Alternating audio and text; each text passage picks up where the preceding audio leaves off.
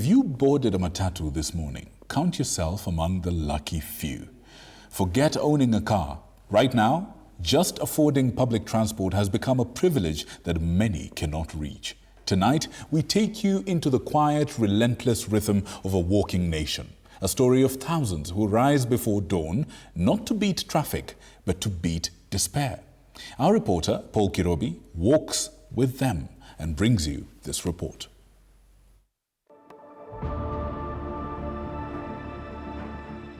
In the early hours of the morning, long before the city stars, a silent procession begins.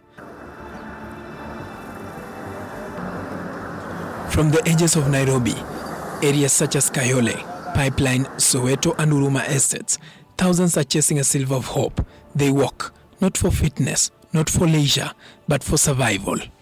According to the 2024 Kenya National Bureau of Statistics report, 72% of Kenyans walk to work. In rural areas, the figure climbs to 82.5%. In cities, it's 53.4%. Only 2% use private cars. In Huruma, we meet two children heading to school. They haven't had breakfast, but they walk anyway, because in their world, education is the only exit. If their stomachs could speak, they would tell stories of hunger, but their eyes speak of hope.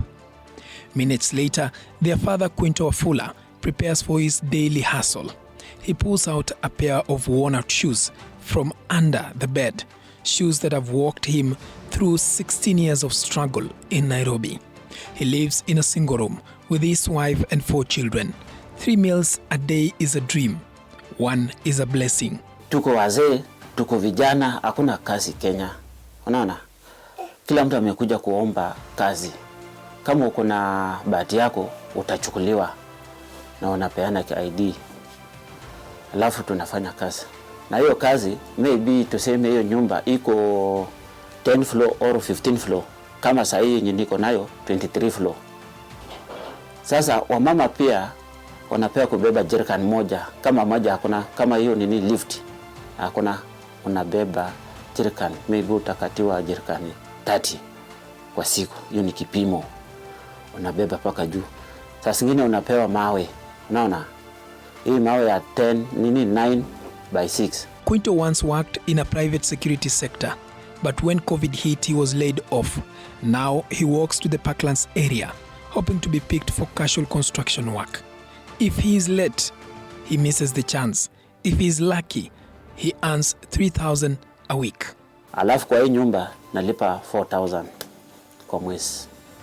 Kwa hiyo pesa tu 12,000, 4,000. Alafu kuna pesa ya takataka, hiyo 100. Kuna pesa ya token, kawaida lazima ulipe. Pesa ya maji, sasa unapata 4,500. Hiyo nimeweka guarantee, lazima utalipa. Na kwa hivyo, kama umeona maybe tuseme kuna matanga nyumbani, sasa zingine unasakopa mtu pesa, ulipe kwa hiyo 12,000 kwa mwezi. But Quinto is not alone. Every morning, thousands converge at industrial area, some to report to work, others to beg for it.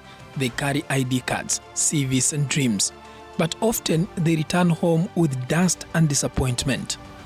Kwa hivyo sasa sisi ni watu, saa zingine ukiona tumejaa hapa wengi, na wengi wanaingia hapa, kuna wengi wamehustle, wametembea na wamekosa namna, wanarudi hapa, tunaangalia way forward. Lakini kwa saa hii upande yangu sina form.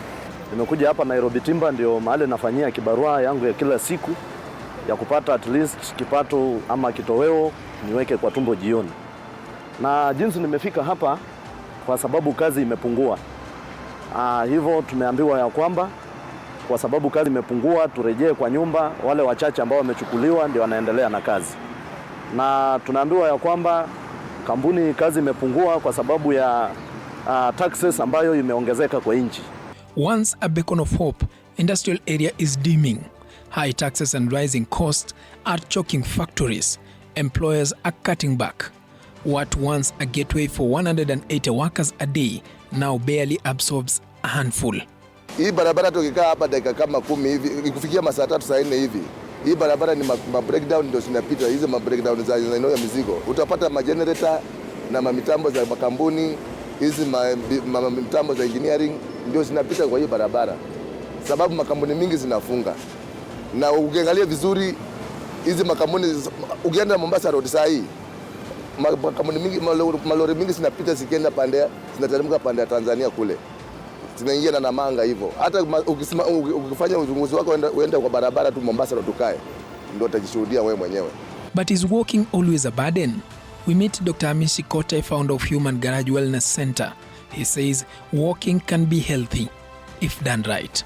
What you see with all these shoes is that you notice they don't wear out evenly. Okay?